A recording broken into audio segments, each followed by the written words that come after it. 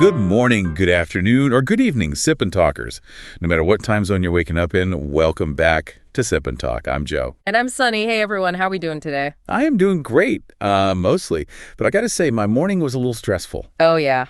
What happened? Well, you know that feeling when you're just trying to start your day. You pull into the gas station, put your card in, and you just stand there watching the price per gallon silently, persistently ticking up another few cents. Oh, I know that pain all too well. It's just silent torture. Right. So I'm standing there feeling the pinch, and I pull out my phone to check the morning markets. And I'm looking at the semiconductor index, and it is on this massive, wild washout, just violently swinging, and then it suddenly rebounds. Yeah. The volatility this week is off the chart. Yeah, it honestly shocked me so much, I almost dropped my iced Americano right there at the pump. It's just this crazy disconnect, you know? It really is a completely jarring disconnect. Because, I mean, you are physically experiencing the friction of the real world, right? Higher costs, inflation, geopolitical tension. But then your digital portfolio seems to be operating in this alternate universe where tech is just booming. Exactly. And, you know, most of us just want to go to work, pay our bills, and live quietly. But let's be real, the global machine just does not allow for that anymore. Everything is bleeding together. Which is exactly why we are unpacking all of this today. We've got a fascinating lineup of defense analyses, Wall Street market reports, and some really heavy geopolitical research to get through. Our whole mission today is to connect those dots for you, because global politics feels far away, but it is directly tied to your wallet, your credit card bills, and the price of your next smartphone. Absolutely. So the roadmap for today, we are going to map out the intersection of these major geopolitical shocks. We're talking from the Middle East to the South China Sea. And we're contrasting that chaos with a strangely resilient U.S. stock market, which is being driven by big tech finally moving into the accounting phase of the AI boom. Yeah, the through line here is asymmetric leverage. We are watching smaller actors use incredibly cheap tactics to disrupt our massive, expensive global systems. Right. And at the exact same time, our tech sector is trying to build AI systems so productive that they basically outpace all that global disruption. Once you understand those two opposing forces, the chaos of the daily news cycle actually starts to make a lot of logical sense. Okay, let's unpack this. I want to start with that physical friction at the gas pump and head straight to the source of the pain, which is the Middle East right now. Yeah, the commodity reports this morning are not pretty. No, they aren't. Brent crude, which, you know, is the global benchmark, has crossed $91 a barrel. Wow. And WTI, our domestic benchmark, is sitting above $85. And, I mean, this is not just your standard seasonal summer driving fluctuation. Not at all. We are looking at the direct fallout from what is now our 10th consecutive night of U.S. military strikes on Iran. Right. And those strikes are happening in a much, much broader context of regional instability. Oh, absolutely. Because you also have the Iranian-backed Houthi rebels currently threatening to entirely blockade Saudi Arabian ports. Which is just a nightmare for supply chains. It's catastrophic. You have to consider the geography here. If you want a foolproof recipe for an immediate global inflation spike, threatening the flow of oil and cargo through the Red Sea and the Strait of Hormuz is exactly how you do it. Because what, like 20% of the world's oil consumption passes through those specific maritime choke points? Exactly. And Washington is heavily embroiled in this back and forth now, and the rhetoric is just escalating by the hour. Yeah, Trump is threatening further military action. Specifically, he's pointing at targeting Pickaxe Mountain. Right, which, for those who don't follow defense infrastructure, is a deeply fortified underground uranium enrichment facility in Iran. It is an incredibly hard target.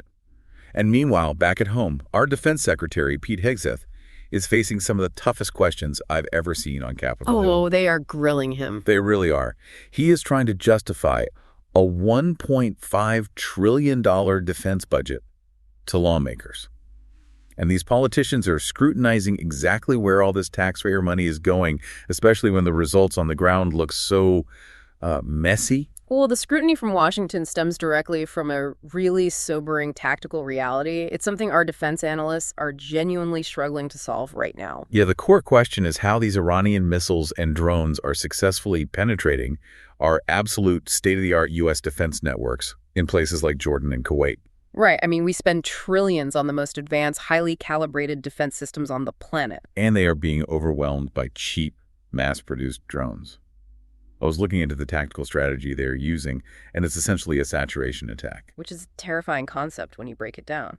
It really is. It reminds me of a DDoS attack in cybersecurity, where hackers flood a server with so much junk traffic that the server just completely crashes. Yeah. But they are doing it in the sky with explosives. That is actually the perfect analogy, because the physical mechanism of a saturation attack is specifically designed to overwhelm processing power. So they aren't just firing one type of weapon. No, not at all. Iran isn't just firing in a straight line.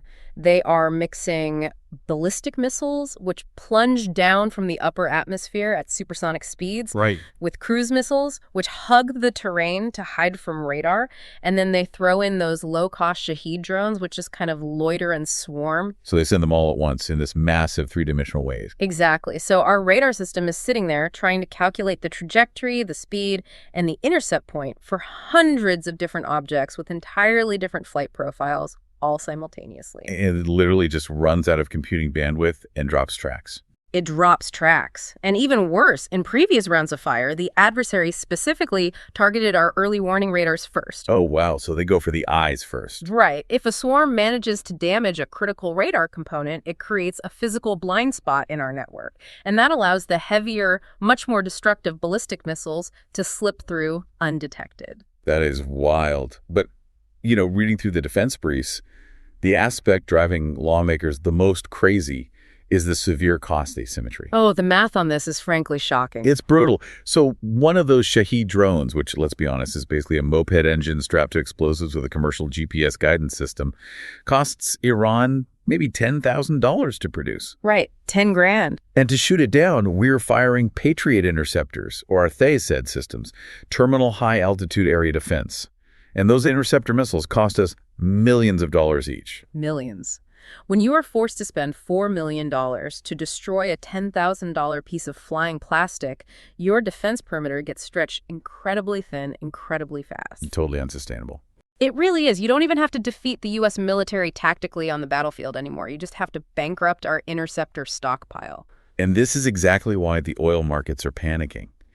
Traders look at that math and realize we cannot sustainably maintain a perfect shield over Middle Eastern energy infrastructure forever. No, we can't.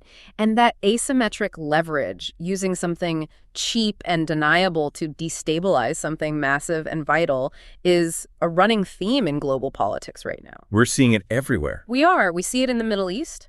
But we are also seeing this exact same philosophy playing out in the Indo-Pacific, specifically regarding global trade routes. Oh, you're talking about the latest clash in the South China Sea at the Ayungin Shoal. Yes. Have you seen the footage released by the Philippine military? I did, and it is intense.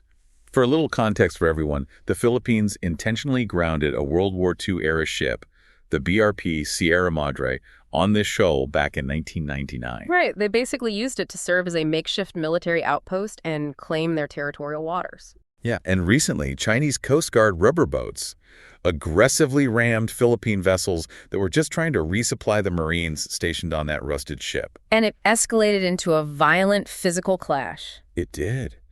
We are talking about sailors using sticks, poles, and machetes against each other. Machetes. At sea. Yeah. A Filipino soldier suffered a severe head injury in the chaos.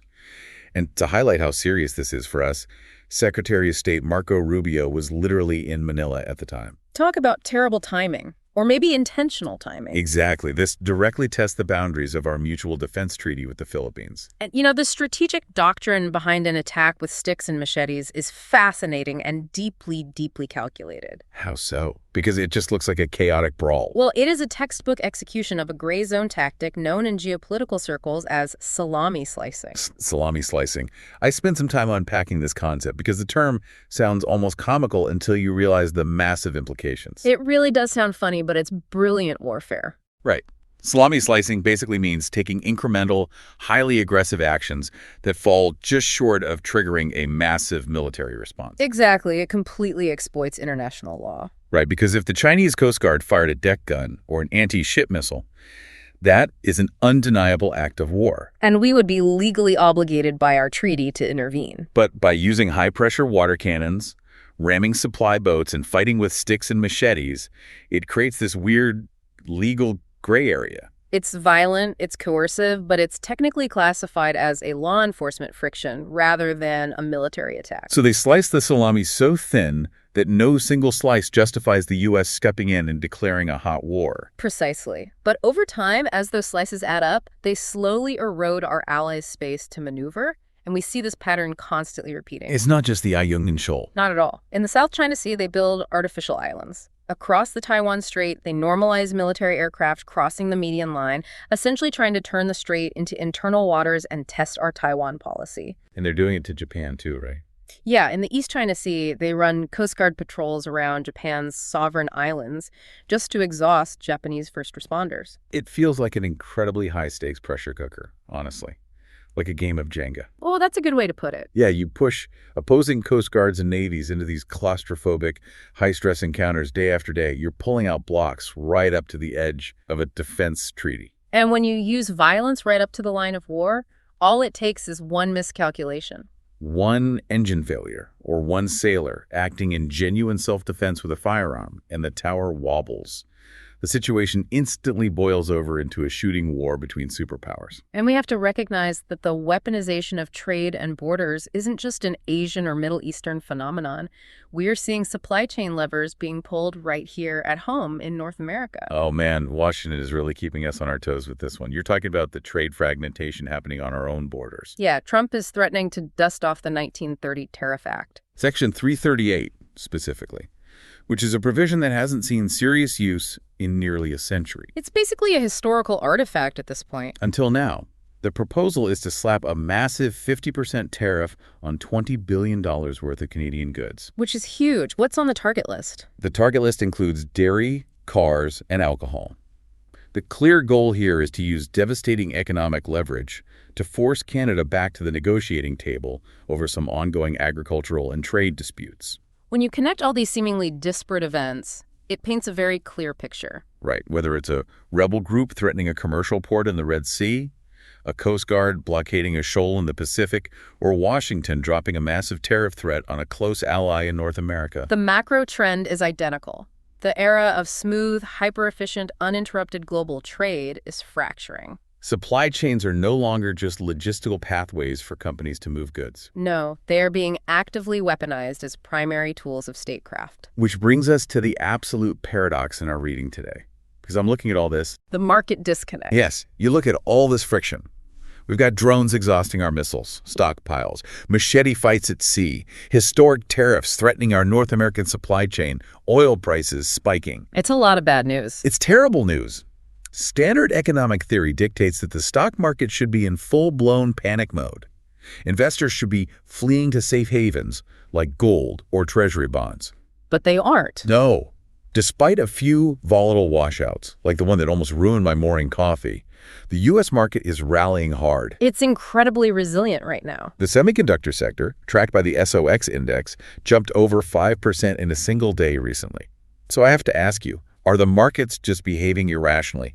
Are they sticking their heads in the sand regarding these global war risks? Or is the underlying economic engine genuinely powerful enough to shield our portfolios from the chaos? Exactly. What is going on here? Well, Wall Street is making a very calculated bet that our technology sector is immune, or at least highly resistant, to this specific type of physical friction. Okay, immune how? What we are witnessing is a massive transition in how the market values technology right now. Big tech companies like Alphabet, Microsoft, Tesla, they are moving out of the AI dream phase and aggressively entering what analysts call the accounting phase. The accounting phase. Let me explain how I interpret this transition based on the financial reports, because it makes a lot of sense. Go for it. So for the past 2 years during the dream phase, Wall Street rewarded companies simply for their ambition, right? Yeah, just for having the word AI in their pitch deck. Exactly. If a CEO announced massive capital expenditures, bought tens of thousands of advanced microchips, and broke ground on new data centers, their stock price soared. Investors were buying the future promise of artificial intelligence. But that grace period is officially over. Completely over. The accounting phase means Wall Street is pulling out the calculator and strictly scrutinizing actual revenue generation. They want to see the receipts. Right, how are these AI models actually generating cash flow through software subscriptions, enterprise solutions, or cloud compute rentals? And usually the transition from hype to actual revenue is where tech bubbles pop. Historically, yes. But the underlying fundamental data we are looking at today is showing incredible, tangible strength. It really is. This is why the market is pushing past all the geopolitical noise. Look at the supply chain data from TSIC, the world's largest chip fabricator in Taiwan. Yeah, they are openly discussing strategic 10% price increases for their manufacturing services next year. Which is a massive signal. It's a huge signal. Yeah. Because you do not raise prices by 10% across the board unless you have absolute ironclad confidence that demand from your clients is unshakable. Right. If demand was softening even a little bit, raising prices would kill your market share. Exactly the point. Add to that the earnings report from Supermicro, a major player in building the server infrastructure for AI. Oh, their numbers were crazy. They just reported a record $16 billion order backlog. $16 billion. Billion with a B.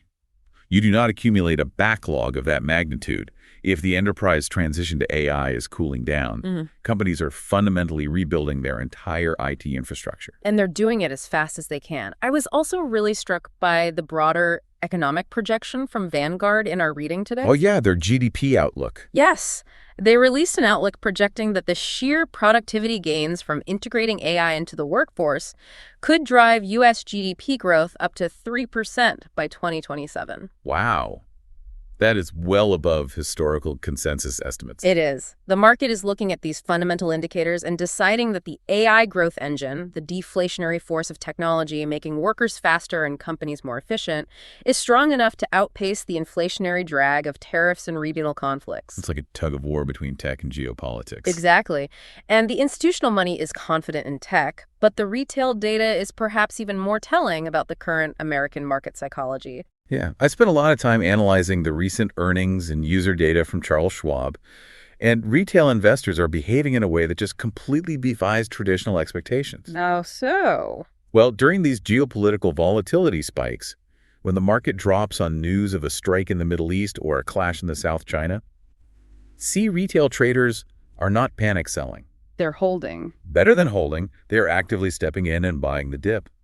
They're making smaller, more frequent trades, basically adapting their strategies to navigate the uncertainty rather than running away from it. That behavior indicates a deep-seated belief in American technological exceptionalism. It really does. The demand for new technology plays is just staggering. Schwerlin reported unprecedented retail demand for the recent SpaceX IPO. Oh, everyone wanted a piece of that. Everyone. Retail investors are looking at rockets landing themselves, AI models writing code, and semiconductor companies printing cash. And they're deciding that innovation is a much safer bet than geopolitical stability. I think this dynamic synthesizes everything we have unpacked today. As a citizen, a consumer, or an investor, you are currently caught between two massive, opposing macroeconomic forces. The friction and the velocity. Exactly. On one side, you have the inflationary drag of geopolitical conflict. The cost of a cheap drone in the Middle East forces ships to reroute around Africa. Which spikes shipping costs. Which ultimately hits your gas tank and your grocery bill. Right. And pushing back on the other side, you have the deflationary productivity-boosting force of our technology sector. Companies like TSMC asserting pricing power and AI models being integrated into the broader economy, they're generating enough wealth and efficiency to try and lift everything up despite the physical bottlenecks. Understanding how those two global engines interact, the friction of geopolitics versus the velocity of technology, is the ultimate tool for cutting through the daily noise. It really is. It allows you to look past a scary headline and make informed, rational decisions about where the world is actually heading. You know, we have spent a lot of time today discussing physical choke points. We talked about maritime shipping lanes in the Red Sea, disputed shoals in the South China Sea, and tariff borders in North America. All physical, tangible barriers. Right. But there is a quieter, much more profound choke point emerging that ties all of this together. I'm glad you brought that up because I want to leave our listeners with a slightly different angle to ponder. Yeah, this was drawn from that fascinating interview with the CEO of Cytokinetics. Right.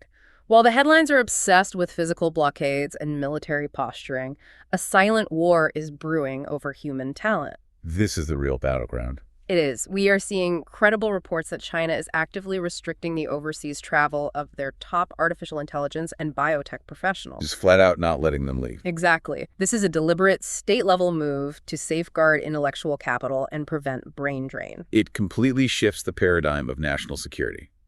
Because meanwhile, our U.S. tech leaders are urgently lobbying Washington for a unified industrial policy. Things like the Chiquejas Act were just the beginning. Right. They recognize that if we do not attract, retain, and protect the best engineers and researchers in the world, the physical hardware won't even matter. It puts everything into a new perspective. It really does. We obsess over the supply chains of microchips and oil, but the ultimate supply chain is human ingenuity. So true. So here is a final provocative thought for you to mull over as you go about your day. Will the next great global conflict be fought not over shipping lanes, territorial waters, or silicon wafers, but over the physical restriction and control of the human minds that create them? It is a profound shift in how we think about leverage, and definitely a very real possibility to keep an eye on in the coming years. It certainly is. Well, that wraps up our discussion for today. Thank you so much for joining the conversation. We love breaking down these massive global shifts and connecting the dots with you. And don't forget to subscribe to the Sip&Talk podcast on your favorite platform. Also, huge shout out to our good friend Mickey over at his YouTube channel, Mickey to Life. Definitely go check out his latest videos. He always has great insights. Absolutely. Check them out. Until next time, stay curious and keep crushing the headlines. We'll see you next time on Sip and Talk. Bye, everyone.